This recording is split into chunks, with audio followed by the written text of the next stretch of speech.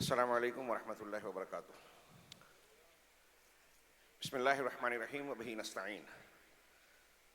الحمد للہ رب العالمین والصلاة والسلام علی سید المرسلین وعلی آلہ وصحبہ اجمعین ومن تبعہم بإحسان الی یوم الدین۔ اعوذ باللہ من الشیطان الرجیم، بسم اللہ الرحمن الرحیم۔ یسبح للہ ما فی السماوات وما فی الارض الملک القدوس العزیز الحکیم۔ هو الذي بعث في الأميين رسولا منهم يتلو عليهم آياته ويزكيهم ويعلمهم الكتاب والحكمة وإن كانوا من قبل لفي ضلال مبين وآخرين منهم لما يلحقوا بهم وهو العزيز الحكيم ذلك فضل الله يؤتيه من يشاء والله ذو الفضل العظيم۔ جماعت المسلمین اہل حدیث کے محصلہ کے صدر محترم، اس عظیم الشان کانفرنس کے قائد، ذمہ دار، جماعت المسلمین کے ذمہ داران، ارکان، کارکنان اور اس عظیم الشان کانفرنس میں شرکت کرنے والے بزرگوں، بھائیوں، دینی ماؤں اور بہنوں، میں نے حمد و صلوات کے بعد سورۃ الجمعہ کی ابتدائی 2-3 آیتیں تلاوت کی۔ جناب محمد رسول اللہ صلی اللہ علیہ وسلم رحمت عالم بلکہ رحمت للعالمین ان سورہ جمعہ اور سورۃ المنافقون کو سورہ اعلیٰ اور غاشیہ کے علاوہ جمعہ کی نمازوں میں تلاوت کیا کرتے تھے۔ قرآن پورا کا پورا شفا ہے، رحمت ہے، ہدایت ہے، ذکر ہے، روح ہے، اور یہ ہمارے لیے ہدایت کا سامان ہے۔ لیکن قرآن میں کچھ آیتوں، ہدایتوں کو اللہ اور رسول اللہ صلی اللہ علیہ وسلم نے بطور خاص مرکز کر کے بار بار ہمارے سامنے دہرایا، جس سے ان آیتوں کی، اس میں موجود ہدایتوں کی اہمیت، فضیلت، افادیت ہمیں معلوم ہوتی ہے۔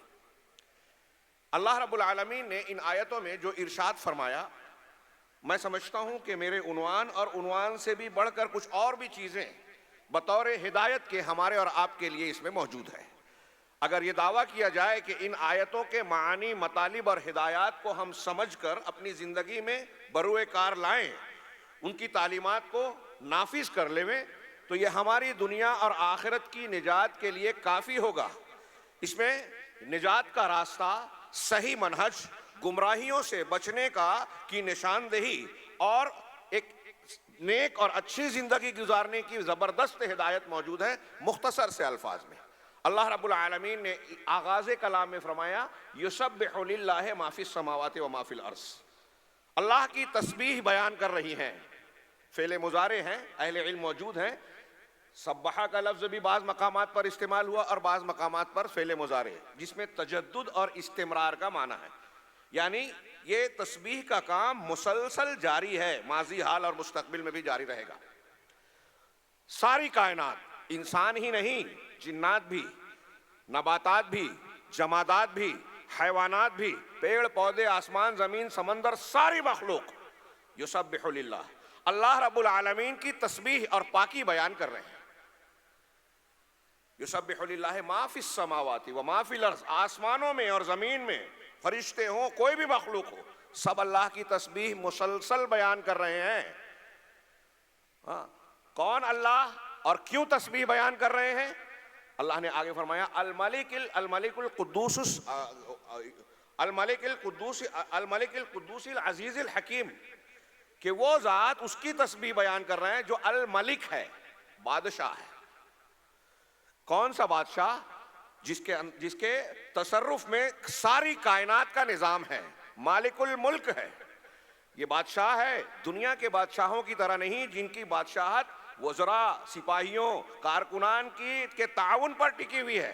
اس کی بادشاہت کے لیے کسی تعاون کی ضرورت نہیں ہے۔ دنیا کے بادشاہوں کی طرح نہیں، جن کی بادشاہت بہت ہی محدود ہے۔ اللہ رب العالمین کی بادشاہت کائنات کے چپے چپے اور ذرے ذرے پر ہے، کوئی ایک موجود بھی آپ کی اللہ کے تصرف اور قہر سے باہر نہیں ہے۔ دنیا کے بادشاہوں کی طرح اللہ تبارک و تعالیٰ کی بادشاہت کو زوال نہیں ہے، کمزوری نہیں ہے، خاص مدت تک کے لیے نہیں ہے۔ یہ بادشاہت اٹل ہے، ہمیشہ سے ہے، ہمیشہ کے لیے ہے۔ موجودات کا کوئی بھی حصہ ہو، ذرہ ہو، کوئی بھی وجود ہو، اللہ رب العالمین کے فرمان اور فیصلے کے باہر جا ہی نہیں سکتا۔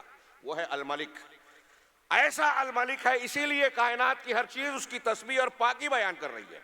القدوس ہے، یہ الملک کی تشریح بھی کر رہا ہے، بذات خود اپنے اندر کمال کو بھی بیان کر رہا ہے کہ وہ معظم ہے، عظیم الشان ہے، مقدس ہے، تمام آفتوں اور نقائص سے پاک ہے۔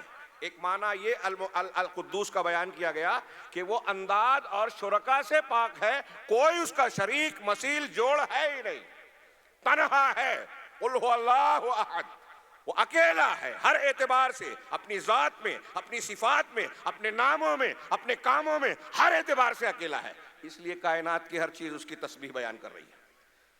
الملک القدوس، آگے کہا العزیز الحکیم، وہ عزیز ہے، عزت والا، غلبے والا، قوت والا، ہر چیز، کوئی اس کے فیصلے کو ٹال نہیں سکتا، اس کے کیے ہوئے فیصلے کو کوئی بدل نہیں سکتا۔ کائنات کے جتنے بھی موجودات ہیں، سارے فرشتے، سارے انبیاء، سارے اولیاء، اگر اللہ رب العالمین نے کسی کے بارے میں فیصلہ کیا کہ اسے اولاد نہیں دینا ہے تو سب مل کر اللہ پر دباؤ نہیں ڈال سکتے کہ اس کا فیصلہ بدل جائے۔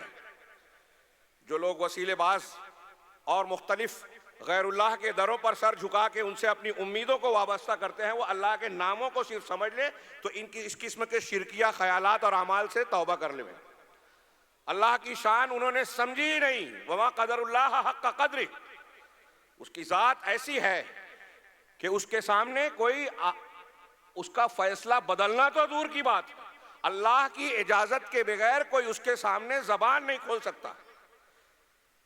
من ذا الذی یشفع عندہ الا باذنہ، کون ہے جو اللہ کی بارگاہ میں اس کی اجازت کے بغیر کسی کی سفارش کر لے؟ کوئی نہیں ہے۔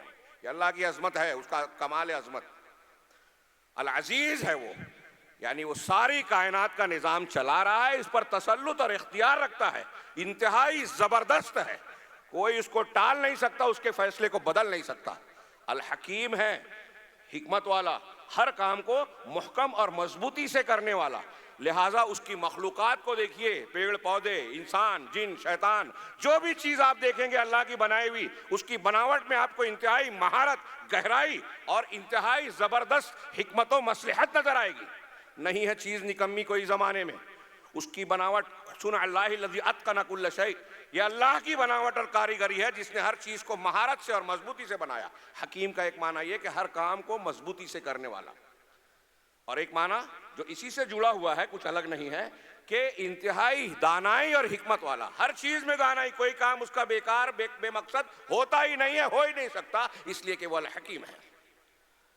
تو اس کی مخلوق میں بھی حکمت ہے، مضبوطی ہے، اور اس نے جو شریعت دی، دین دیا، قوانین دیے ہم کو اور آپ کو، ہمارے ساتھ جو بھی معاملات کیے، وہ بھی اللہ کی حکمت، احکام اور حکمت دونوں پر مبنی ہے۔ اس کی شریعت بھی انتہائی مضبوط ہے، انتہائی بہترین ہے، اس کے جیسی کوئی شریعت قانون بنا ہی نہیں سکتا۔ جو اللہ ایسا ہو کہ الملک ہے، سارے تصرفات اس کے ہاتھ میں، القدوس ہے، ہر عیب اور نقص سے پاک صاف ہے، کائنات میں کوئی اور ایسا ہے ہی نہیں، ہوگا ہی نہیں۔ جو العزیز ہے، زبردست ہے، اس کے سارے فیصلے نافذ ہوتے ہیں، کوئی اس کو روک ٹوک نہیں سکتا۔ الحکیم ہے، جو ذات ایسی ہے وہ اس لائق ہے کہ کائنات کی ہر چیز اس کی پاکی بیان کرے، وہ اس لائق ہے کہ عبادت صرف اسی کی جائے، وہ اس لائق ہے کہ اس کا حق کسی اور کو نہ دیا جائے۔ اگر کوئی کسی کو اور یہ حق دیتا ہے تو وہ اللہ تبارک و تعالیٰ کے ساتھ، اپنے ساتھ، اس مخلوق کے ساتھ ظلم کرتا ہے۔ ان الشرک لظلم عظیم۔ اللہ رب العالمین کا یہ پہلا حق ہے۔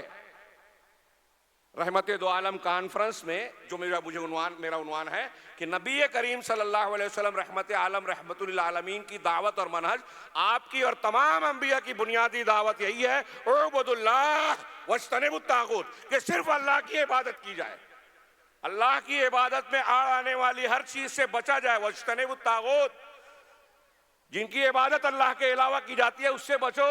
سارے انبیاء کی بنیادی دعوت یہی ہے۔ دنیا میں، یہاں آگے بڑھنے سے پہلے میں عرض کروں، علامہ ابن قیم رحمہ اللہ کا ایک شاندار اقتباس ہے۔ وہ کہتے ہیں قرآن کی آیت وَلَا تُفْسِدُوا فِي الْأَرْضِ بَعْدَ إِصْلَاحِهَا، کہ زمین میں اصلاح کے بعد فساد نہ پھیلاؤ۔ اس کے ٹھیک ٹھاک ہو جانے کے بعد، امن و شانتی قائم ہو جانے کے بعد فساد، دنگا، بگاڑ، خرابیاں پیدا نہ کرو۔ یہ کیسے ہوتی ہے؟ علامہ ابن قیم کی باتیں اپنے الفاظ میں بیان کروں، وہ کہتے ہیں کہ اگر انبیاء کی دعوت، توحید کی دعوت آ جانے کے بعد غیر اللہ کی طرف بلانا، کسی اور کی عبادت کرنا، یہ زمین میں فساد پھیلانا ہے۔ گناہ اور معصیت کرنا، اللہ کے قوانین اور شریعت کی مخالفت کرنا، رسول کی مخالفت کرنا، یہ فساد اور فتنہ ہے۔ سب سے بڑا، بلکہ کہہ رہے ہیں کہ شرک اللہ کی زمین میں سب سے بڑا فساد ہے، بلکہ دنیا میں جتنا بھی فساد ہے وہ شرک اللہ اور اس کے رسول کی مخالفت کی وجہ سے رونما ہوتا ہے۔ رحمت عالم، دنیا میں رحمت پھیلانے کا سب سے بڑا ذریعہ یہ ہے، سب سے بنیادی سبب یہ ہے کہ یہاں شرک کا رد کیا جائے، نبی کی مخالفت کرنے والی تعلیمات کو اجاگر کیا جائے، لوگوں کو اللہ کے نبی کی تعلیم کی طرف بلایا جائے۔ جیسے پوری کائنات اللہ کی تسبیح بیان کر رہی ہے، اسی کی توحید کی قائل ہے، ایکیشور واد، اسی کو نافذ کیا جائے۔ یہ اصلاح کی، تعمیر کی اور لوگوں کو سعادت و امن سے ہم آہنگ کرنے کی سب سے بڑی تدبیر اور بنیاد ہے۔ علامہ ابن قیم رحمہ اللہ نے کہا کہ اس کے اصل الاصول ہے انبیاء کی دعوت کا ہماری پیدائش کے مقصد سے جڑا ہوا، کہ ہم اللہ کا حق پہچانیں، اس کی توحید کو قبول کریں اور شرک، اس کی مخالفت کرنے والی ہر چیز سے اپنے آپ کو بچائیں، اسی کی شریعت اور اسی کا حکم نافذ کریں۔ کسی اور کا حکم کتنا بھی بڑا ہو، ہوا میں اڑتا ہو، پانی پہ چلتا ہو، کرامت کھیلتا ہو، کیسا بھی شخص ہو، کیسے بھی واقعات بیان کیے جائے، اللہ اور اس کے رسول کے سامنے اتباع اور اسوہ بنا کر اس کی پیروی کرنے کے تعلق سے ان کا کوئی مقام نہیں ہے۔ اللہ اور اس کے نبی کے سامنے اگر کسی اور کی بات کو مانا بھی جائے گا تو اس وقت مانا جائے گا جب اس کی بات اللہ کے تعلیم، رسول کی تعلیم کے مطابق ہو۔ آخر جملہ جو علامہ ابن قیم نے کہا، میں اختصار سے اپنے الفاظ میں ان کی بات کو بیان کر رہا ہوں۔ وہ کہتے ہیں کہ اگر آپ غور کریں تو کائنات میں جتنے بھی فساد ہیں، بگاڑ ہیں، سب کی جڑ اور بنیاد شرک ہے، اور کائنات میں جتنی بھی اچھائیاں ہیں، صلاح ہے، سب کی جڑ اور بنیاد توحید ہے۔ مثل کلمۃ طیبۃ کشجرۃ طیبہ، کلمہ طیبہ لا الہ الا اللہ کی مثال اللہ نے بیان کی جیسے شجرہ طیبہ، مبارک درخت کھجور کا، اصلھا ثابت وفرعھا فی السماء، جس کی جڑیں زمین میں پیوست ہے اور شاخیں آسمان کی بلندیوں کو چھو رہی ہیں، تؤتی اکلھا کل حین باذن ربھا، جو اپنے رب کے حکم سے ہر وقت پھل دے رہی ہیں۔ آپ توحید کو اختیار کیے، ہر وقت اس کے فوائد اور ثمرات آپ کو ملتے رہیں گے، کائنات میں اس کے فائدے پھیلتے رہیں گے۔ ساری اچھائیوں کی بنیاد توحید، اور یہی رحمت عالم کی دعوت ہے، توحید۔ یہاں رک کر میں صرف اشارہ کروں گا، موقع نہیں ہے، بہت محدود وقت ہے، کہ آج اسلام کے نام پر جناب محمد رسول اللہ صلی اللہ علیہ وسلم کے دین کی دعوت، تبلیغ، اس کو نافذ کیا جائے، اس کے فضائل حاصل کیے جائیں، فضائل کو پر زور دیا جائے۔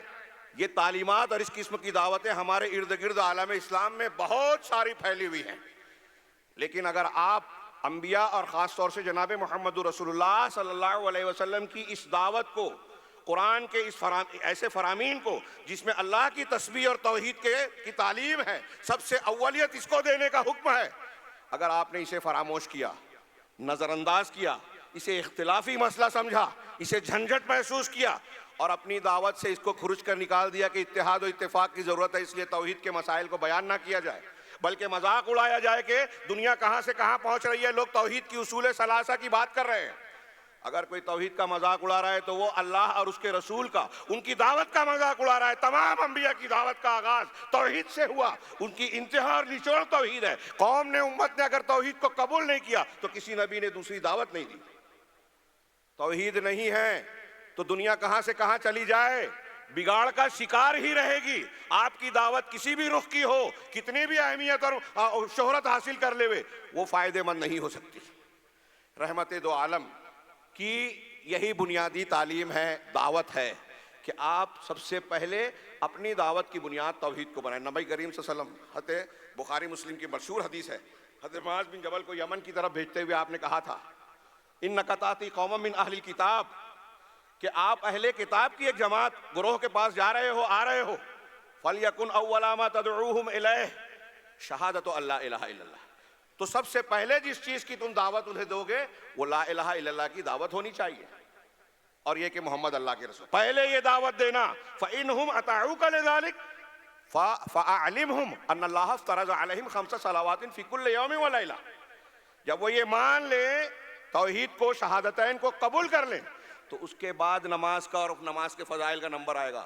انہیں یہ بتانا کہ 5 وقت کی نمازیں دن و رات میں اللہ نے فرض کی ہے، یہ مان لے تو پھر زکوٰۃ کا نمبر آئے گا. حدیث میں آپ ملاحظہ فرمائیں نبی کریم صلی اللہ علیہ وسلم کا تعامل اور آپ کی یہ تعلیم اور قرآن کے ارشادات ہمیں بتاتے ہیں کہ ہماری دعوت کی بنیاد توحید ہونی چاہیے. اللہ کی عظمت و کبریائی کا سکہ دلوں میں بٹھانا چاہیے.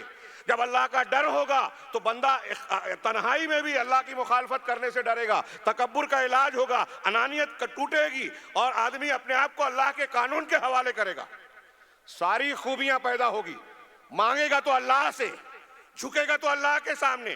اللہ کی بات آ جائے تو ماں باپ کا حق دینے میں پیچھے نہیں ہٹے گا. بھائیوں اور بیوی اور شوہر اپنا جھگڑا دور کرنے میں دیر نہیں کریں گے. یہ توحید کی دعوت اس طرح ہماری پوری زندگی پر اثر انداز ہو کر اصلاح کرے گی. اللہ تبارک و تعالیٰ کی تسبیح بیان کریے. پہلی آیت کا میں نے ہلکا سا تذکرہ کیا، وقت محدود ہے، آگے بڑھتا ہوں. آگے اللہ تعالیٰ نے فرمایا کہ اس رب کی تسبیح پوری کائنات بیان کر رہی ہے، پاکی بیان کر رہی ہے، جو الملک ہے، القدوس ہے، العزیز ہے، الحکیم ہے. اب جب وہ الملک، قدوس، عزیز، حکیم ہے تو اس نے ہمارے لیے کیا انتظام کیا ہدایت کا، زندگی کے اصول ضابطے بیان کرنے کے لیے؟ آگے فرمایا هو الذی بعث فی الامیین رسولا منہم. وہی ہے اللہ جس نے امیین میں، تشریح کا موقع نہیں ہے، عرب لوگ مراد ہیں، ان پڑھ جن کے پاس کتاب نہیں ہے، جن کے پاس رسولوں کی تعلیم کے کوئی اثرات موجود نہیں تھے. عرب کے مشرکین مراد تھے، اور اہل کتاب کے مقابلے میں اہل کتاب انہیں امیین کہا کرتے تھے. تو جس نے امیوں میں، عربوں کی اکثریت اس وقت ایسی تھی اس لیے ان کو امیین کہا گیا، جس نے امیین میں، انہی میں سے اللہ کے نبی صلی اللہ علیہ وسلم کو قرآن نے جگہ جگہ کہا کہ تمہارے بیچ سے امیوں میں سے اللہ نے رسول کو بھیجا. اس کا مطلب رسول اللہ صلی اللہ علیہ وسلم بھی قوم کے ایک فرد تھے، انسان تھے، بشر تھے. یہ ہے کہ اللہ نے آپ کو بشریت کے ساتھ رسالت دی، پھر رسالت میں بھی سید المرسلین بنایا، خاتم النبیین بنایا، رحمت للعالمین بنایا. یہ آپ کے مقامات ہیں، لیکن آپ بہرحال بشر تھے. لوگوں نے یہاں، کفار مکہ نے کہا کہ اگر آپ بشر ہیں، ہماری طرح کھاتے پیتے ہیں، بازاروں میں چلتے پھرتے ہیں، تو رسول کیسے؟ آج ہمارے یہاں ایک طبقہ شیطان کے اس فریب میں آ گیا کہ اگر آپ رسول ہیں، سید المرسلین ہیں، آپ کے یہ مقام ہے، آپ کو اللہ نے الکوثر دیا، تو پھر آپ انسان کیسے ہو سکتے ہیں؟ بات ایک ہی ہے، گمراہی کی کہ رسالت اور بشریت اکٹھا نہیں ہو سکتی. یہ اللہ کے اور رسول کی بنیادی تعلیم کے خلاف شیطان نے نہ اللہ کے رسول کی محبت و عقیدت کے نام پر بہکا دیا. اللہ کہہ رہا ہے امیوں میں سے ہی، انہی قوم کے افراد میں سے ایک فرد کو اللہ نے رسول بنایا. رسول اللہ کا نمائندہ ہے. لفظ رسول کا معنی، مفہوم، ابھی آپ شیخ سفیان قاضی حفظہ اللہ سے جو ہے خطاب سن رہے تھے، رسول اللہ صلی اللہ علیہ وسلم کے حقوق، مقام کو ملاحظہ فرما رہے تھے. کیا مقام ہے رسول کا؟ اللہ تبارک و تعالیٰ نے جو حیثیت آپ کو دی، جو رسول دے لے لو، جس سے منع کر دے رک جاؤ. وما آتاکم الرسول فخذوہ وما نہاکم عنہ فانتہوا. یہ بات بار بار دہرائی جاتی ہے، لیکن اس کی اہمیت کم نہیں ہوتی، کیونکہ قوم ماننے کے لیے تیار ہی نہیں ہے. یہ اور اس قسم کے ارشادات نے رسول کو جو مقام دیا، اب کائنات میں کسی بھی مخلوق، کسی بھی پیغمبر، ولی، پیر، شیخ، طریقت ہو یا کوئی بھی ہو، اس کو یہ مقام حاصل نہیں ہے. کتنی گمراہی ہے آج. قرآن حدیث کو ماننے کے دعوے اور اسلام پر چلنے کے دعوے کے ساتھ ساتھ لوگ کسی سلسلے سے جڑ گئے، تقلیدی مسلک سے وابستہ ہو گئے، فلاں اور فلاں سے وابستہ ہو گئے. عام آدمی کی نیت پر ہم شک نہیں کر سکتے، بیچارے محنت کرتے ہیں، لیکن اس دامے فریب شیطان کے اس سے ہوشیار نہیں ہو پاتے. ان تعلیمات پر ان کی نگاہ نہیں جاتی یا نظر انداز کرتے ہیں کہ رسول کا جو حق ہے، اللہ کے نبی صلی اللہ علیہ وسلم نے فرمایا کہ موسیٰ بھی زندہ ہو جائے تو میری اتباع کرنی ہوگی. تو پھر کسی امام، کسی پیر صاحب کی کیا حیثیت ہے؟ کوئی کتنی بھی کرامتوں کا مظاہرہ کرے، اللہ کے نبی کا یہ مقام اسے نہیں حاصل سکتا، کیونکہ اللہ کے رسول رسول ہیں، اللہ کے میسنجر ہیں. آپ کی اتباع کی جائے، اس کی دلیلیں ہیں، سینکڑوں نہیں، ہزاروں نہیں، لاکھوں میں کہی جا سکتی ہے، کوئی مبالغہ نہیں کر رہا ہوں. اللہ کے رسول کے سچے رسول ہونے کی دلیلیں. تو جب آپ رسول ہیں تو سرٹیفائیڈ اللہ تبارک و تعالیٰ کی طرف سے تصدیق شدہ ہے کہ آپ کی اتباع کرنے میں گمراہی نہیں ہو سکتی. دوسروں کی اتباع کرنے میں غلطی ہو سکتی ہے، بھٹک سکتا ہے، بہک سکتا ہے انسان. تو آپ کو رسول بنایا، رحمت عالم بنایا، کامیابی کا راستہ بتانے والا بتایا، گمراہی اور جہنم سے جانے کے لیے بچاؤ کی تعلیم دینے والا بنایا. اب یہ رسول کیا کرتے ہیں، کیسے انہوں نے اپنی رسالت کے فرائض کو انجام دیا، یہ آپ کی سیرت کے 4 بنیادی کام اس اگلی آیت میں بیان کیے گئے. اس میں جو میرا عنوان ہے رحمت عالم کی دعوت اور منہج، اس کے بہت ساری باتیں سمٹ جاتی ہے، لیکن وقت اس کی اجازت نہیں دیتا کہ ایک ایک بات پر سیر حاصل گفتگو کی جائے. پہلی بات یتلو علیہم آیاتی، یہ نبی کا طریقہ دعوت دینے کا، کہ لوگوں کو اللہ کی آیتیں سناتے ہیں، تلاوت کرتے ہیں ان کے سامنے. بزرگوں کی کتاب نہیں پڑھتے، الٹے سیدھے سچے جھوٹے کہانی قصے نہیں سناتے. رسول کا طریقہ یہ ہے کہ دعوت و تبلیغ کے لیے قرآن سنایا جائے. ہم لوگوں نے اپنے اپنے بزرگوں کی کتاب پڑھ لی ہے. کچھ لوگ کہتے ہیں قرآن کا شعوری مطالعہ کیا جائے، لیکن یہ کہہ کے وہ اپنے مخصوص علماء یا مفکرین کی، اپنے خاص بزرگوں کی تفسیر کے نام پر ان کی فکر کو لوگوں میں عام کرنا چاہتے ہیں. تفسیر قرآن نہیں، وہ خاص مفسر قرآن کی تحریر پڑھانا چاہتے ہیں. یہ قرآن کے معنی نہیں ہے. قرآن کو سمجھا جائے اس کے طریقے اور آداب کے ساتھ. تو بہرحال پہلی بات کہ وہ قرآن کی آیتیں تلاوت کرتے ہیں، قرآن کی آیتیں جس میں ہدایت ہے، جس میں رہنمائی ہے، جس میں اللہ کی نشانیاں ہیں، انسانی بیماریوں کا علاج ہے اور بہت سارے فائدے ہیں. یہ روح ہے جس کو اللہ نے روح کہا، اس سے زندگی ملتی ہے. قرآن کی آیتیں نبی صلی اللہ علیہ وسلم پڑھ کر سناتے. یتلو علیہم آیاتی، آگے فرمایا وَيُزَكِّيهِمْ، اور ان کا تزکیہ کرتے ہیں. اس لفظ کو اچھی طرح سمجھیں. ہم زیادہ تفصیل سے بات نہیں کر سکتے، لیکن اشارہ کر رہا ہوں کہ اس پر غور کریں کہ اللہ کے نبی صلی اللہ علیہ وسلم کی دعوت اور منہج کیا تھا. آپ لوگوں کا، سارے انسانوں کا تزکیہ کر رہے تھے. تزکیہ کرنا، پاک کرنا، صاف کرنا، اور اسی میں سمجھ لیجئے کہ تربیت کرنا شامل ہے. وہ بھی عربی ہے. تربیت سے تزکیہ کچھ زیادہ وسیع معنی رکھتا ہے. لوگوں کی تربیت اور تزکیہ، یہ ایک لفظ خاص طور سے موجودہ دور میں جو نئی دعوتوں سے متاثر ہیں، انٹرنیٹ اور سوشل میڈیا سے جڑے ہوئے ہمارا طبقہ ہے، وہ غور کریں. نبی صلی اللہ علیہ وسلم کی اصلاح کا یہ طریقہ ہے. اب ہمارے ہاں جوشیلی جذباتی باتیں کی جاتی ہیں، یہ کر لیں، وہ کر لیں، حملہ کر دیں، اسلامی اقتدار قائم کرنا ہے. کسی نے جوشیلی جذباتی بات کی، اس کے پیچھے دوڑنے لگے. علماء کرام جب تزکیے کی تعلیم دیتے ہیں، نبی کا طریقہ پیش کرتے ہیں، تو انہیں لگتا ہے کہ اس سے کیا ہوتا ہے. ہاں، یاد رکھیے قیامت تک کے لیے ہمارا جو منشور اور لائحہ عمل ہونا چاہیے وہ نبی کی دعوت اور منہج. اس کے بغیر اصلاح ممکن ہی نہیں ہے.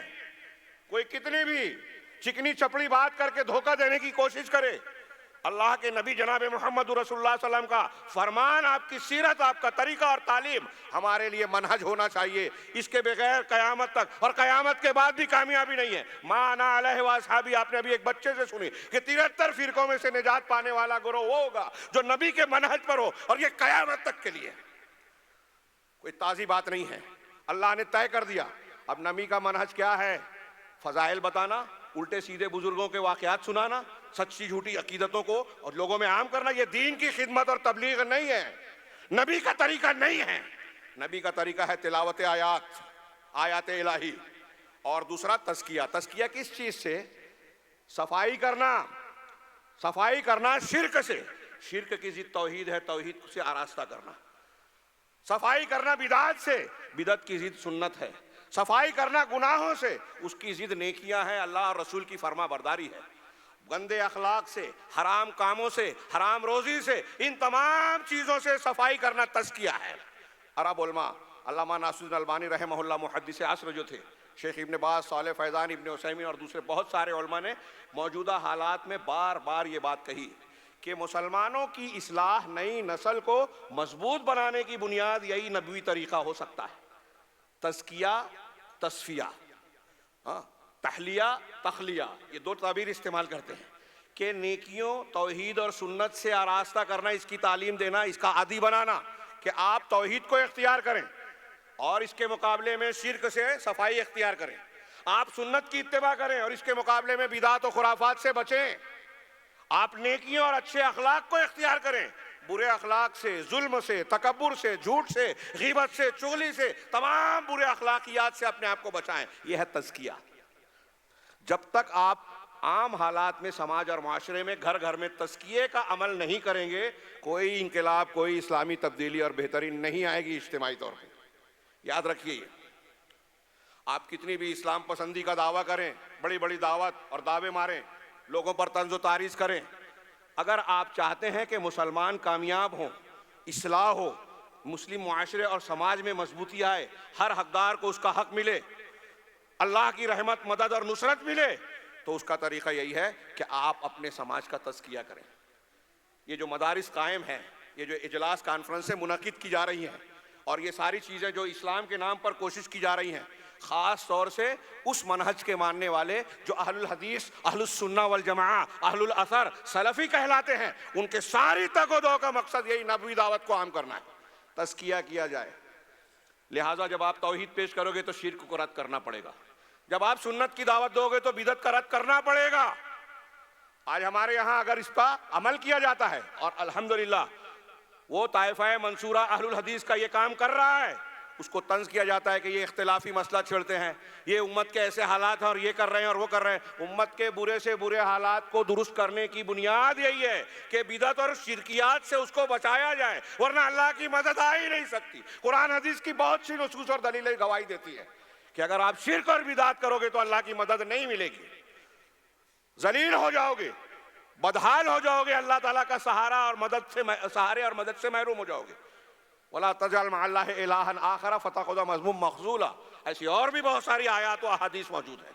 دنیا میں بھی امن چین سے محروم ہو جاؤ گے، آخرت میں بھی. الَّذِينَ آمَنُوا وَلَمْ يَلْبِسُوا إِيمَانَهُمْ بِظُلْمٍ أُولَٰئِكَ لَهُمُ الْأَمْنُ.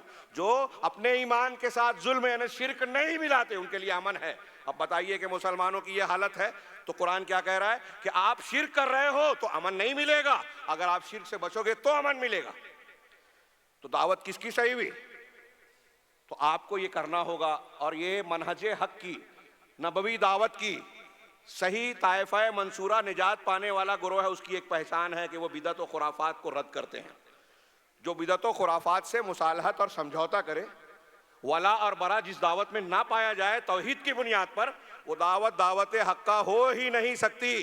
اور آپ غور کیجئے کہ توحید اور توحید کے ساتھ ولا اور برا، یہ باقاعدہ میرے عنوان کا اگلا حصہ تھا، لیکن شاید مجھے موقع نہ ملے وہاں تک پہنچنے کا، اس لیے میں یہی بیان کر رہا ہوں کہ توحید اصل ہے اور سارے معاملات ہمارے اسی کی بنیاد پر ہوں گے. اور اسی کی بنیاد پر کسی سے دوستی، کسی سے دشمنی، کسی کا تعاون کرنا یا کسی سے تعاون نہ کرنا، یہی طے کرے گا توحید.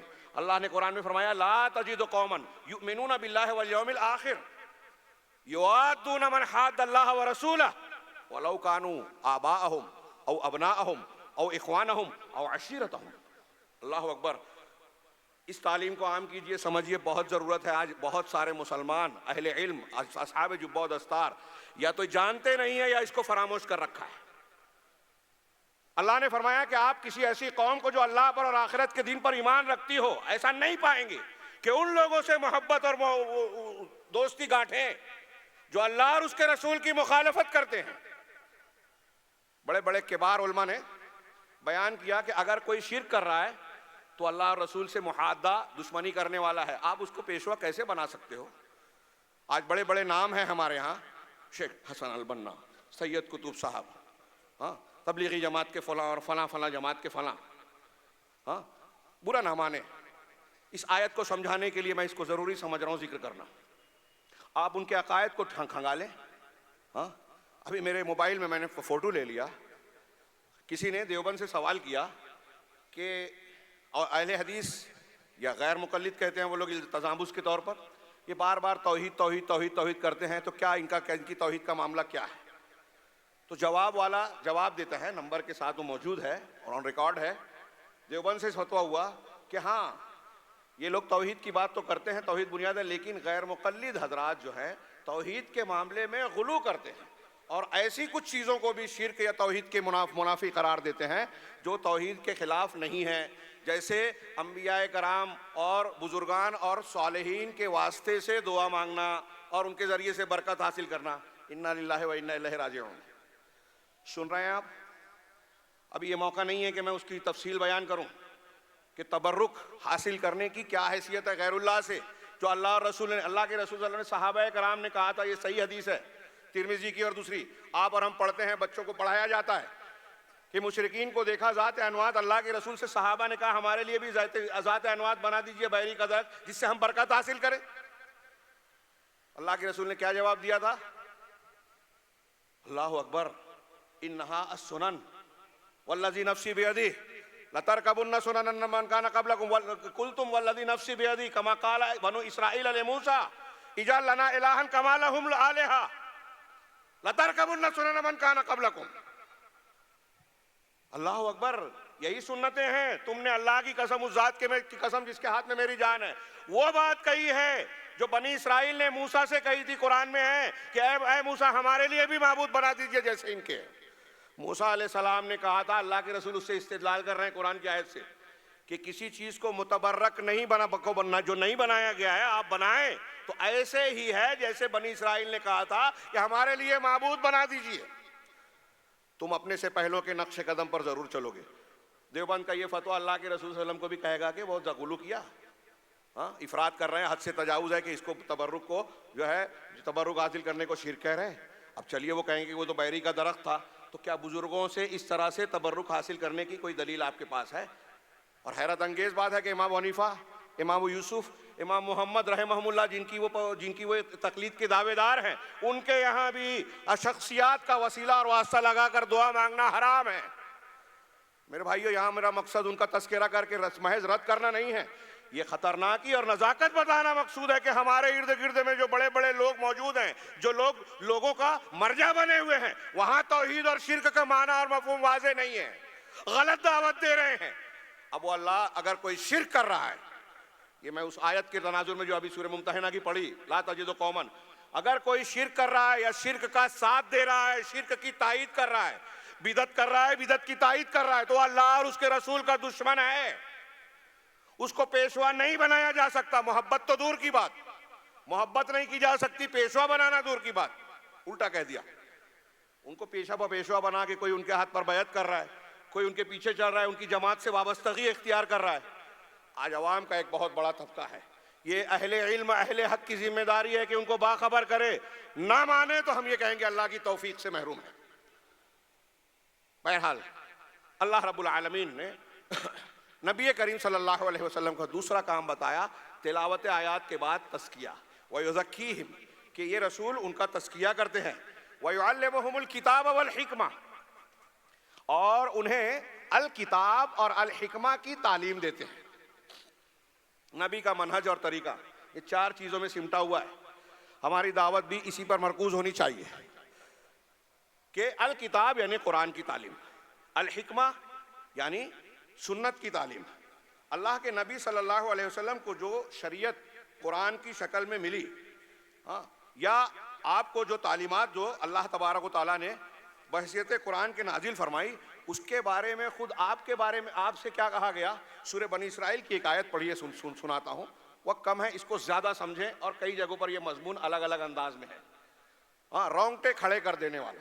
اللہ رب العالمین نے فرمایا وَإِن كَادُوا لَيَفْتِنُونَكَ عَنِ الَّذِي أَوْحَيْنَا إِلَيْكَ لِتَفْتَرِيَ عَلَيْنَا غَيْرَهُ، کہ یہ لوگ آپ کو اس وحی سے، اللہ تعالیٰ اپنے رسول سے کہہ رہا ہے کہ آپ کو یہ لوگ کفار مکہ، مشرکین، مخالفین، دشمنان، یہ آپ کو اس وحی سے جو ہم نے آپ پر نازل کی، قرآن شریعت نازل کی، اس سے بہکانا چاہتے ہیں، اس سے ہٹا دینا چاہتے ہیں. اِذًا لَاتَّخَذُوكَ سَبِيلًا، اگر آپ اس تعلیم کو چھوڑ کر ان کی بات مان لیتے ہیں، شریعت اور دین اور قرآن سے ہٹ جاتے ہیں، تو تب یہ آپ کو اپنا دلی دوست بنا لیں گے.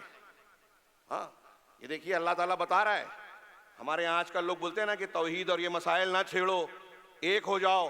اللہ تعالیٰ کہہ رہا ہے کہ اگر آپ اپنی دعوت توحید سے، اللہ کی نازل کردہ وحی کی تعلیمات سے دستبردار ہوتے ہیں یا اس میں تبدیلی کرتے ہیں، ان کی خواہش نفس کے مطابق چلتے ہیں، لَاتَّخَذُوكَ سَبِيلًا خلیلا، تو یہ آپ کو اپنا دلی دوست بنا لیں گے. ہاں ولولا ان ثبتناک لقد کدت ترکن الیہم شیئا قلیلا، اور اگر ایسا نہیں ہوتا کہ ہم آپ کو ثابت قدم رکھتے، اس وحی کی تعلیم پر جمائے رکھتے، تو ممکن ہے کہ آپ ان کی طرف کچھ جھک جاتے، مائل ہو جاتے. اذا لاذقناک، اگر ایسا ہوتا. نبی صلی اللہ علیہ وسلم سے یہ ایک آیت دماغ میں اچھی طرح رکھ لیجئے میرے بھائیوں. اللہ تعالیٰ اپنے نبی سے کہہ رہا ہے کہ اگر آپ مشرکین کی طرف جھک گئے، جو تعلیمات وحی الہی کی آپ کو ملی ہے، اللہ نے جو نازل کی ہے، اس سے بہک گئے، ہٹ گئے، تو یہ دوست تو آپ کو بنا لیں گے. مشرکین یا دنیا کے لوگ تو دوست ہو گئے. اللہ تعالیٰ کیا کرے گا؟ اذا لاذقناک ضعف الحیات و ضعف الممات. اللہ اکبر. رونگٹے کھڑے کر دینے والی بات، ہلا دینے والی ایک ایمان والے کو.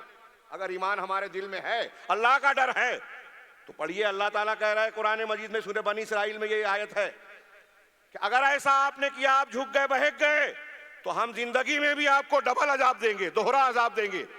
وضعف الممات، اور موت کے بعد بھی دوہرا عذاب دیں گے. آپ کا جیسے مقام اونچا ہے تو آپ کی پکڑ بھی زبردست ہوگی. کس سے کہا جا رہا ہے؟ رحمت للعالمین سید المرسلین شفیع المذنبین یوم القیامہ باذن اللہ. اس سے کہا جا رہا ہے کہ اگر آپ ہٹ گئے تو وحی کی تعلیم سے. بتائیے اس ایک آیت کو اگر آپ اس کانفرنس میں اگر سمجھ گئے نا، تو میں سمجھتا ہوں کہ شاید کانفرنس کا اللہ رب العالمین نے فائدہ دے دیا، کہ اللہ کے رسول صلی اللہ علیہ وسلم کو بھی گنجائش نہیں ہے کہ اللہ کی طرف سے وحی کی گئی تعلیم سے ہٹ جائیں، بہک جائیں. اگر آپ نے ایسا کیا تو اللہ تعالیٰ کہہ رہا ہے کہ آپ کو دنیا کے اور آخرت کے دوہرے عذاب میں اللہ تم کو پکڑ لے گا. اذا اللہ، آگے اللہ نے کہا کہ اذا ثم لا تجد علینا ثم لا تجد لک علینا نصیرا. ایسا ہو جانے کے بعد پھر آپ اپنے لیے ہمارے مقابلے میں کسی مددگار کو نہیں پائیں گے، کوئی آپ کو بچا نہیں پائے گا. کس سے کہا؟ رحمت للعالمین رحمت عالم علیہ الصلوۃ والسلام سے. اللہ کے نبی صلی اللہ علیہ وسلم وحی الہی سے بہک جائے، یہ ممکن نہیں ہے. ہمیں اور آپ کو مسئلے کی نزاکت اللہ سمجھا رہا ہے کہ اللہ نے جو دین دیا ہے، جو وحی آسمان سے اتاری ہے، الکتاب اور الحکمہ کی شکل میں جس کی تعلیم رسول دیتے تھے، وَيُعَلِّمُهُمُ الْكِتَابَ وَالْحِکْمَةَ، اس تعلیم سے اگر آپ ہٹتے ہو تو رسول کے لیے یہ وعید ہے، دھمکی تھی کہ آپ اگر جانتے بوجھتے مشرکین کی خواہش نفس کا خیال کر کے لوگ چاہتے ہیں لوگوں کے اندر اچھا بننے کے لیے، آپ وحی الہی سے ہٹ گئے تو آپ پکڑے جائیں گے. دنیا اور آخرت دونوں جگہ ڈبل عذاب ملے گا. اب تھوڑی دیر کے لیے غور کیجئے کہ ہمارے کتنے 73 فرقوں میں سے جو بھی ہیں، اہل السنہ والجماعہ کے علاوہ جتنے گروہ پائے جاتے ہیں، وہ یا تو ہوا پرست ہیں، بدعتیں ہیں، اسی لیے تو الگ جماعتیں بنی، نبی کے منہج سے ہٹے ہوئے ہیں تبھی تو فرقہ بنا، یا پھر جو ہے وہ ایسے ہیں کہ صرف اسلام کی طرف دعوے دار ہیں. میرے پاس ایک اقتباس ہے حمود التویجری کا، شاید موقع نہ ملے میں اپنے الفاظ میں کہوں کہ بہت سارے ایسے فرقے ہیں جو گمراہی کا شکار ہیں ہمارے یہاں، جن کے یہاں بدعت ہے، خرافات ہیں، اور بہت سارے ایسے ہیں جو دعوے دار تو ہیں کہ ہم مسلمان ہیں، وہ 72 فرقوں میں شامل ہیں، لیکن یہاں بہت سے ایسے ہیں جو دعوے دار تو ہیں کہ ہم مسلمان ہیں، لیکن وہ مسلمان ہی نہیں ہیں، 72 فرقوں میں شامل نہیں ہیں. اس میں انہوں نے ذکر کیا کہ یہ باطنیہ ہیں، روافظ ہیں، حلولیہ ہیں، اللہ اور مخلوق کو ایک کہنے والے غالی صوفیہ ہیں، جہمیہ ہیں، اللہ کی صفات کا انکار کرنے والے لوگ ہیں، اور ان کے جراثی دہریہ ہیں، مظاہر قدرت کی پوجا کرنے والے، اپنے آپ کو مسلمان کہتے ہیں، ہے نہیں. ایسے لوگ بھی اسلام کا دعویٰ کرتے ہیں، اور اگر ان کو نہیں تو ان کے اثرات کو آج ہمارے یہاں بعض طبقات قبول کرتے ہیں اور عام مسلمان ان کے پیچھے چلتا ہے. یہ تحریکیت اخوانیت کی شکل میں ہے. آپ اس کا جائزہ لیجئے. میں ایک کی مثال کے طور پہ پیش کر رہا ہوں. اس میں آپ کو باطنیت کی فکر ملے گی، اللہ کے اسماء و صفات کے انکار کی فکر ملے گی، خارجیت ملے گی، رفض و تشیع ملے گا، صحابہ کرام پہ طعن و تشنیع کرنے والا طریقہ. اور یہ ہمارے یہاں اسلام کے نام پر دعوت چل رہی ہے اور ہم کہتے ہیں سب کو ٹھیک ٹھاک کہو، عوام کو گمراہ ہونے دو. نہیں، اللہ رب العالمین نے قرآن اتارا، یہ مذاق نہیں ہے، یہ ہماری اور آپ کی ہدایت کے لیے ہے. رسول اللہ صلی اللہ علیہ وسلم نے اپنی تربیت اور تعلیم اور اپنے مقاصد کو پورا کرنے کے لیے جو عمل کیا، اللہ نے اسے ہمارے سامنے بطور نمونہ پیش کیا. وَيُعَلِّمُهُمُ الْكِتَابَ وَالْحِکْمَةَ، کہ اللہ کے نبی وہ ہیں جو الکتاب اور الحکمہ کی تعلیم دیتے ہیں. الکتاب میں ساری دنیا اور آخرت کی تعلیم، ہدایت اور خیر سمٹی ہوئی ہے، گمراہیوں کی نشاندہی موجود ہے. لہذا اگر آپ چاہتے ہیں کہ ہماری نسل اسلام کی طرف راغب ہو، دنیا میں کامیاب ہو، دنیا کے فتنوں اور ہر قسم کے عذاب سے بچے اور آخرت میں بھی کامیابی سے ہمکنار ہو، تو اللہ کے نبی صلی اللہ علیہ وسلم کے اس منہج کو جو قرآن کہہ رہا ہے، اللہ بیان کر رہا ہے کہ کتاب اور حکمت کی تعلیم دیجئے. پہلے نوجوانوں سے خاص گزارش کہ فلاں اور فلاں کے پیچھے یہ خبر، سوشل میڈیا کی یہ باتیں، فلاں بردر فلاں یہ کیسا ہے وہ کیسا ہے، اس سے ہٹ کر علماء دین جو حقیقت میں قابل اعتماد علماء ہیں، قرآن و حدیث میں رسوخ رکھنے والے ہیں، جن کی اہل علم اہل حق اہل علم کہہ رہا ہوں، قرآن و حدیث کو ماننے والے علماء گواہی دے رہے ہیں کہ یہ علماء ہیں. بہت لمبی چوڑی بات کو بہت اختصار سے کہہ رہا ہوں. آج کل ہمارے ہاں بحث چلتی ہے فلاں کے پیچھے فلاں کو اتنے فالوور ہیں، اتنے اس کو سبسکرائبر ہیں، لہٰذا اس کی تقریریں سنی جائے، وہ عالم نہیں ہے، وہ غلطیاں کرتا ہے، اس پہ لوگ بحث کرتے ہیں. سیدھے سیدھے آپ قرآن و حدیث کو جاننے والے علماء کا انتخاب کیجئے، کوئی ایک کو منحصر مت کیجئے. ان کی قیادت میں، ان کے دروس میں، ان کی تعلیم کے ذریعے سے اپنے آپ کو علم سے آراستہ کیجئے، قرآن و حدیث کا علم حاصل کیجئے. آپ کا، نوجوانوں کا سب سے اہم اور ترجیحی مشغلہ یہی ہونا چاہیے. موبائل پہ اپنے اوقات کو ضائع نہ کریں. صرف کتاب پڑھ کے یا گوگل اور موبائل کے ذریعے سے آپ تعلیم حاصل نہیں کر سکتے. معتبر اساتذہ، مربیان، دیکھیے اللہ تبارک و تعالیٰ نے امت کی اصلاح کے لیے نبی کو معلم بنایا، یعلمہم الکتاب. اللہ کے رسول تعلیم دے رہے ہیں، معلم بنایا اللہ نے. اور رسول اللہ صلی اللہ علیہ وسلم کے لیے حضرت جبرائیل کو معلم بنایا، علمہ شدید القویٰ. قرآن نے کہا جبرائیل نے تعلیم دی. میرا وقت کم ہے اور اس پر مجھے اور تشریح کا دل ہو رہا ہے لیکن موقع نہیں ہے. یہ چار چیزیں جو بیان کیا عمل اللہ تعالیٰ نے، کہ رسول قرآن کی تلاوت کرتے، تزکیہ کرتے لوگوں کا، قرآن اور حدیث کی تعلیم دیتے. یہ چار ہمارا لائحہ عمل دعوت کا ہونا چاہیے. رحمت عالم کی دعوت اور دعوت کا منہج ان آیتوں میں سمٹا ہوا ہے. اگر آپ نبی کے طریقے پہ دعوت دینا چاہتے ہیں، مانا علیہ و اصحابی کا مصداق بننا چاہتے ہیں، تو رسول اللہ صلی اللہ علیہ وسلم کے سونے کے آداب، کھانے کے آداب اور چلنے کے آداب سے کے ساتھ ساتھ اس سے زیادہ اہم یہ ہے کہ دعوت کے آداب، تعلیم کے آداب، تزکیے کا طریقہ کیا نبی کا تھا اسے اختیار کیا جائے. یتلو علیہم آیاتی ویزکیہم ویعلمہم الکتاب والحکمہ. دوسرے مقررین ہمارے بہت بڑے بڑے علماء کرام ہیں، ان میں جو آپ تفصیلات سنیں گے وہ نبی کریم صلی اللہ علیہ وسلم کی دعوت اور تزکیے کا منہج ہی پیش کریں گے انشاءاللہ. اس دعوت کا نتیجہ کیا نکلا؟ بہت کم وقت ہے، لمبا مضمون اللہ نے آگے بیان کیا. فی الامیین وَإِن كَانُوا مِن قَبْلُ لَفِي ضَلَالٍ مُبِينٍ. بہت غور سے اس کو سمجھیں کہ اللہ تعالیٰ نے ان امیوں میں بھیجا، اگرچہ یہ لوگ پہلے کھلی گمراہی میں تھے. کون امیین؟ کون امیین؟ جن کے درمیان جناب محمد رسول اللہ صلی اللہ علیہ وسلم مبعوث ہوئے. اس کا مطلب انہی کے لیے رسول نہیں ہے. آگے کی آیت میں کہا گیا کہ بعد کے آنے والے جو ابھی نہیں آئے ہیں، ان لوگوں کو وہ پہلے کھلی گمراہی میں تھے. اللہ کے نبی صلی اللہ علیہ وسلم جس سماج اور معاشرے میں مبعوث ہوئے اس کا کیا حال تھا ہم اکثر سنتے پڑھتے ہیں. انتہائی جہالت اور جاہلیت، بزرگوں کی، فرشتوں کی، فلاں کی پرستش ہو رہی ہے، انبیاء کی پرستش اور عبادت ہو رہی ہے، پتھروں کو پوجا جا رہا ہے، درختوں کو پوجا جا رہا ہے، ان کو متبرک مانا جا رہا ہے. آٹے کا بت بناتے، پوچھتے بھوک لگتی، آٹا نہیں ہوتا، اسی کو گوندھ کر روٹی بنا کے کھا بھی لیتے. صحابہ نے بیان کیا. اخلاق میں جو ہے وحشی درندوں کی طرح تھے، طاقتور کمزور پر ظلم کرتا، ان کے حقوق چھینتا. انبیاء کی تعلیم کا حصہ ان کے پاس نہیں رہ گیا تھا. ہر قسم کی برائیاں، یعنی کھلی گمراہی میں تھے صحابہ کرام پہلے، اسلام آنے سے پہلے.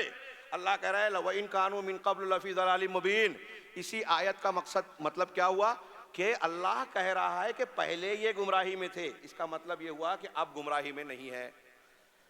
یہ اللہ تبارک و تعالیٰ کی طرف سے صحابہ کرام کی تعدیل ہے. ہم جب کہتے ہیں کہ صحابہ سب کے سب عادل ہیں، تو روافظ یا روافظ کے بغل بچے جو ہمارے یہاں گھسے ہوئے ہیں تحریکیت کے نام پہ، ان کے معاونین کے شکل میں، ان کو اس پر اعتراض ہوتا ہے.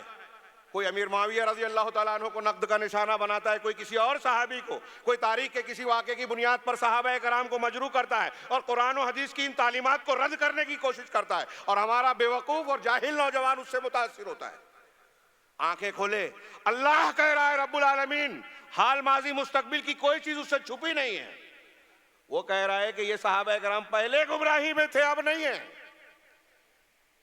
کب؟ اللہ تعالیٰ نے، یہیں ایک اور بھی بات کہ اللہ تعالیٰ کے رسول نے جب ان کو تعلیم دی، قرآن کی آیت سکھائی، تزکیہ کیا اور قرآن اور سنت کی تعلیم دی ان کو، یہ تعلیم سیکھنے کے بعد صحابہ کرام اب گمراہ نہیں رہ گئے، جاہل نہیں رہ گئے، عالم ہو گئے۔ عالم بھی کیسے؟ پوری دنیا انسانیت میں انبیاء کے بعد سب سے اونچے اور گہرے علم والے بن گئے، خود بھی ہدایت والے بن گئے اور کائنات کو ہدایت دینے والے بھی بن گئے۔ رحمت عالم کی دعوت اور منہج کا یہ نتیجہ دیکھیے میرے بھائیوں۔ یہ ایک بات ذہن نشین کر لیں، جو ہمارے نوجوان فلاں اور فلاں کی دعوت سے، بزرگوں سے، گلیمر سے متاثر ہوتے ہیں، اتنے سبسکرائبر، اتنے لائک کرنے والے ان کے پیچھے، نبی صلی اللہ علیہ وسلم سے بڑھ کر کائنات میں کوئی دعوت کامیاب ہوئی نہیں ہے۔ اس کا اعتراف غیر مسلموں کو بھی ہے، دی 100 کے عیسائی مصنف و دوسرے ہوں، وہ کہتے ہیں کہ صرف محمد صلی اللہ علیہ وسلم اس پوری انسانی تاریخ میں ایک شخصیت ایسی نظر آتی ہے جس نے پوری انسانی تاریخ کا دھارا موڑ دیا۔ صرف 23 سالہ دور نبوت میں، قاضی سفیان صاحب ابھی اس کی طرف اشارہ کر رہے تھے، 23 سالہ کہ بہت سی بڑی بڑی شخصیات آئیں، نبی صلی اللہ علیہ وسلم سے کامل و مکمل کوئی نہیں ہے۔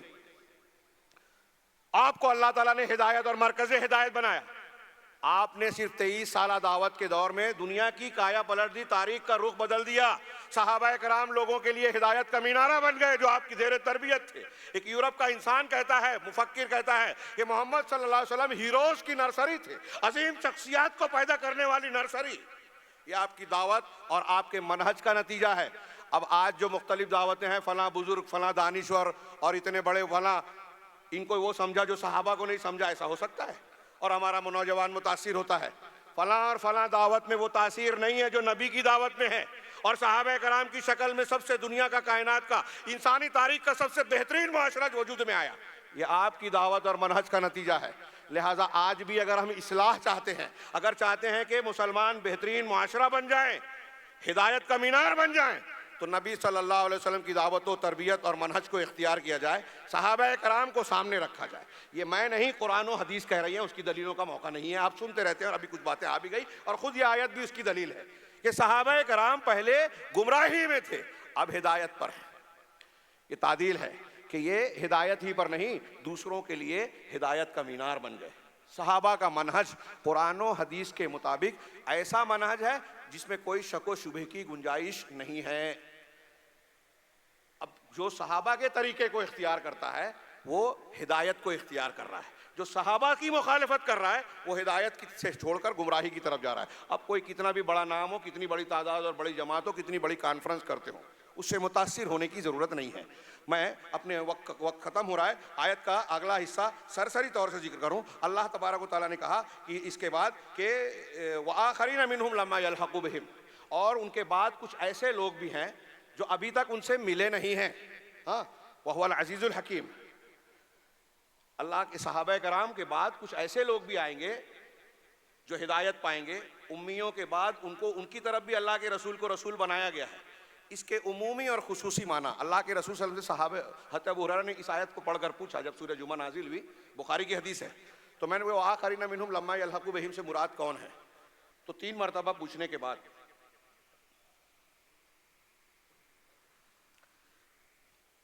وہاں مجلس میں حضرت سلمان فارسی رضی اللہ تعالیٰ عنہ موجود تھے۔ آپ نے ان کے کندھے پر ہاتھ رکھا اور کہا کہ اگر دین سریا پر بھی ہوگا تو یہ لوگ اسے لے آئیں گے۔ تو یہ اہل فارس مراد ہوئے۔ اہل فارس کے علاوہ مطلب عربیوں کے علاوہ، یہاں پہلے امیین عربوں کو کہا گیا، اور سلمان فارسی غیر عربی تھے، تو کچھ لوگوں نے اس کا عمومی معنی قرآن و حدیث کا، اس آیت کا اور اس تشریح کا عمومی معنی لیا کہ فارس اور دوسرے لوگ بھی مراد ہیں۔ اور فارس لوگ والوں کی تخصیص یہ ہوئی کہ بعد کے زمانوں میں یہیں سے بڑے بڑے فقہا، محدثین، امام بخاری، امام مسلم، امام ابو داؤد، امام ترمذی، ابن ماجہ، یہ لوگ اسی علاقے سے پیدا ہوئے، فارس کے علاقے سے۔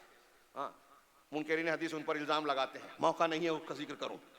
تو یہ اہل فارس نے دین کو اکٹھا کیا، دین کی خدمت کی، اور پھر ان کے علاوہ دنیا کے مختلف خطوں سے، وہ ہندوستان کے ہوں، سوڈان کے ہوں، ترکی کے ہوں، افریقی ممالک کے کہیں کے بھی ہوں، سب اس میں آ گئے کہ کچھ ایسے لوگ ہیں جو بعد میں آنے والے ہیں، وآخرین منہم لما یلحقوا بہم، اور ان کے بعد انہی امیوں میں سے، مسلمانوں میں سے، ہدایت کو قبول کرنے والوں میں سے وہ لوگ بھی ہوں گے جو بعد میں آئیں گے، ابھی تک ان سے ملے نہیں ہیں۔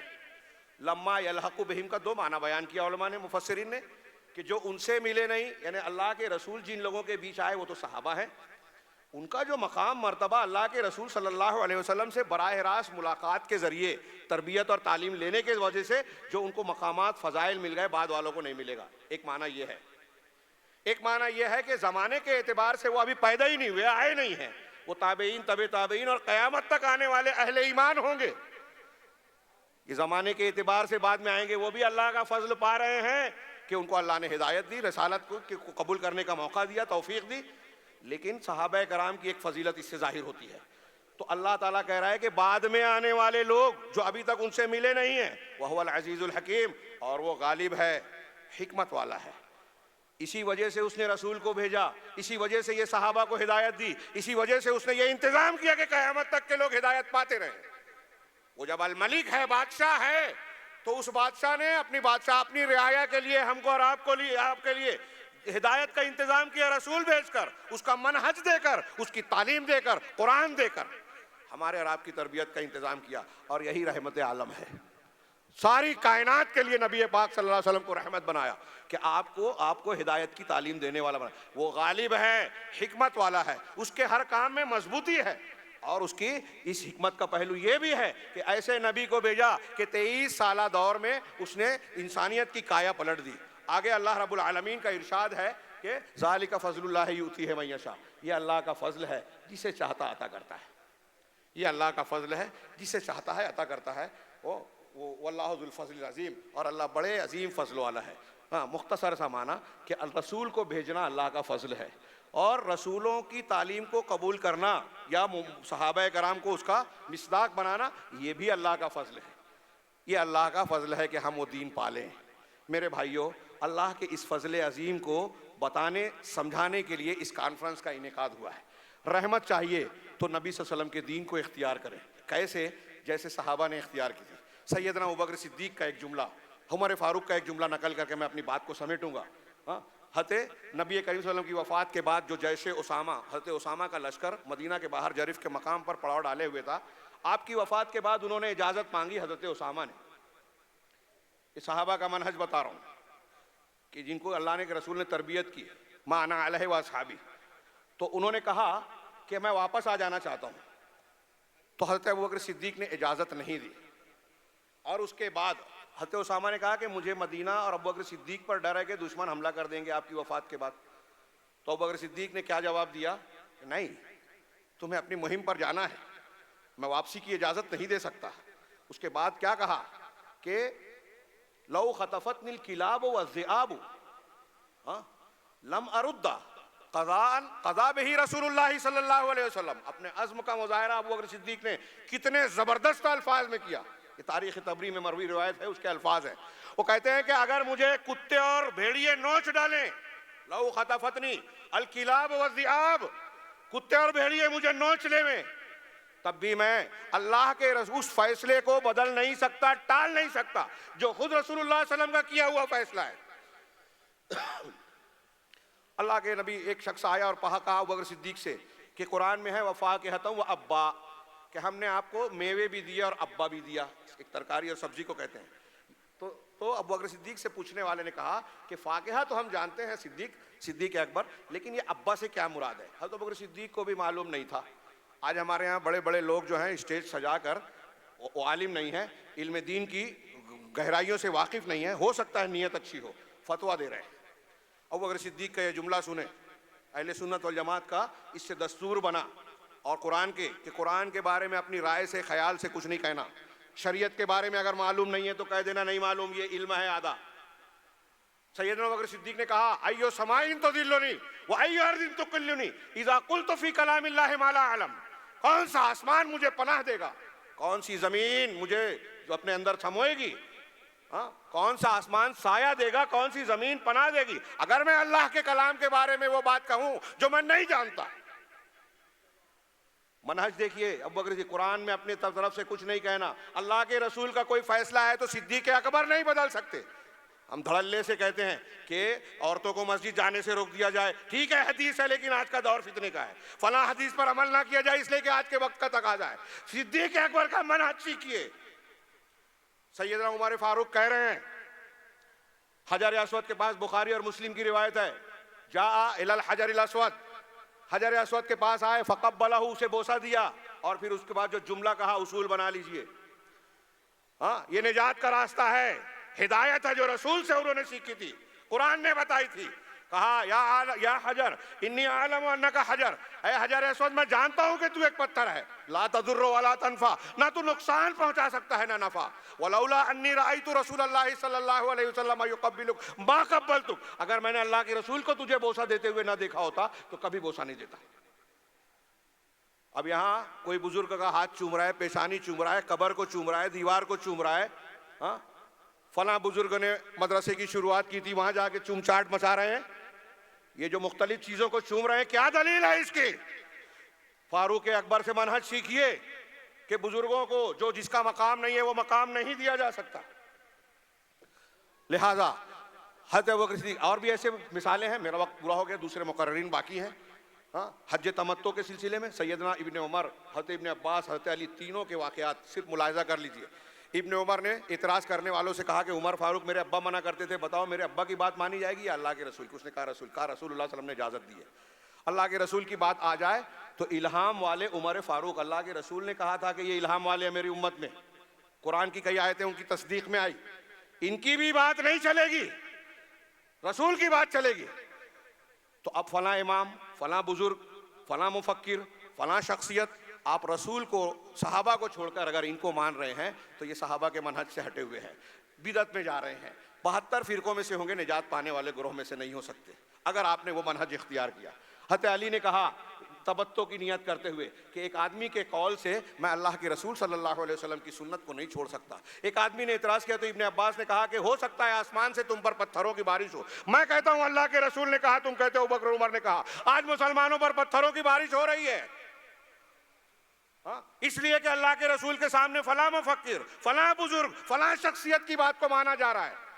نبی سے محبت کا، عقیدت کا دعویٰ ہے لیکن آپ کی تعلیمات کو پڑھنے اور قبول کرنے کا جذبہ نہیں ہے، یا ایسے اصول بنا لیے گئے کہ ہم تو فلاں بزرگوں کو مانتے ہیں، انہوں نے جو نماز کا طریقہ بتایا، انہوں نے جو مسلک اور منہج دیا، ہم اس کو اختیار کریں گے۔ پیر صاحب کے ہاتھ پر بیعت کر لی، انہوں نے کہا ہے کہ اللہ کے اور اللہ کے رسول کی بات کو چھوڑیے، ہم جو کہتے ہیں وہ مانیے۔ مسلمان اپنے آپ کو مسلمان کہنے کے باوجود یہ مان رہا ہے، تو آپ اللہ اور رسول کی بات کو کہاں مان رہے ہیں؟